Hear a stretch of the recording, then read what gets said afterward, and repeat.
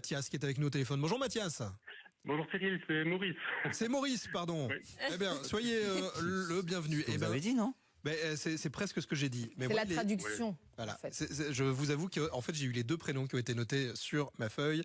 Et donc, nous ferons une petite réunion après l'émission. Des têtes vont tomber. Alors, Maurice, je suis content que vous soyez là ce matin avec nous parce qu'on voulait parler, on a découvert votre jeu dans la presse. Vous avez lancé quelque chose à Stavelot, en phase de test pour l'instant, qui est face à un jeu, c'est de l'intelligence artificielle en même temps. Expliquez-nous.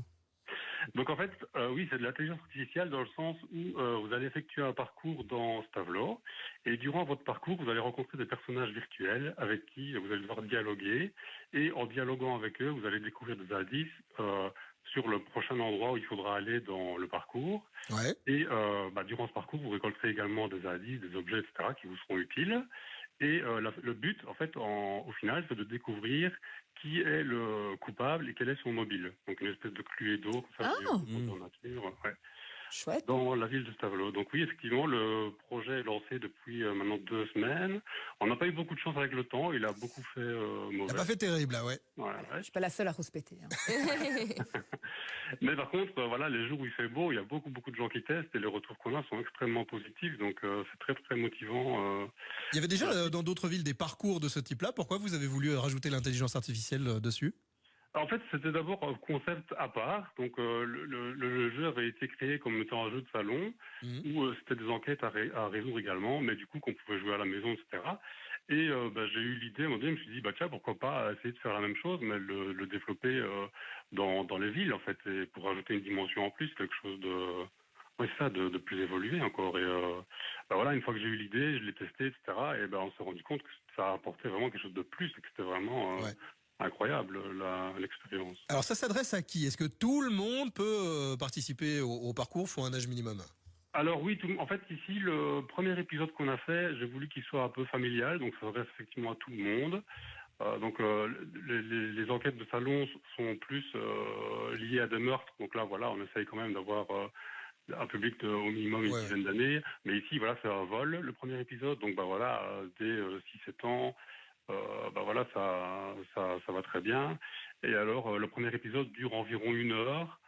Il est accessible très facilement. C'est un niveau assez facile à réaliser. Donc, Oui, même au niveau marche, c'est un parcours qui est tout à fait raisonnable pour quel que soit l'âge.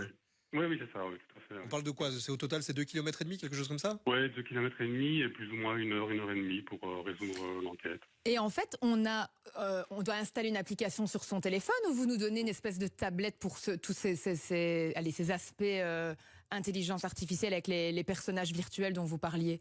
Alors, vous n'avez rien à télécharger, donc c'est une application sur le web, donc il faut juste taper l'URL, jackandmoney.com, et du coup, ça vous donne accès au jeu via votre navigateur sur votre téléphone ou votre tablette. D'accord. Ou juste un accès 4G, et voilà.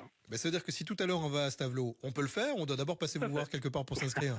Vous pouvez venir me voir si vous voulez, mais vous pouvez jouer tout à fait en allant sur l'URL jackandmoney.com et vous aurez accès au jeu sans rien faire d'autre. Ah c'est sympa, ça, c'est génial. Ouais, c'est chouette. Alors, là, c'est à Stavelot pour l'instant. Vous imaginez vous mettre ailleurs après ? Alors oui, tout à fait. Donc ici, on est en train de travailler sur le 2e épisode, donc il sera un peu plus élaboré celui-ci, donc pour un public peut-être un peu plus âgé, on va dire, et une complexité un peu plus élevée également. Et le but, c'est qu'on va faire 3-4 épisodes ici sur Stavelot, voir un peu comment ça se passe, et puis on développera dans d'autres villes, en fonction du retour. Tout à fait, oui. Donc voilà peut-être un bon plan là pour la fin des vacances et même après d'aller sur Stavelot pour participer à ce jeu-là. Mais merci beaucoup d'être passé nous voir ce matin. Vous souhaite plein de bonnes choses et puis quand vous irez dans une autre ville, vous nous dites.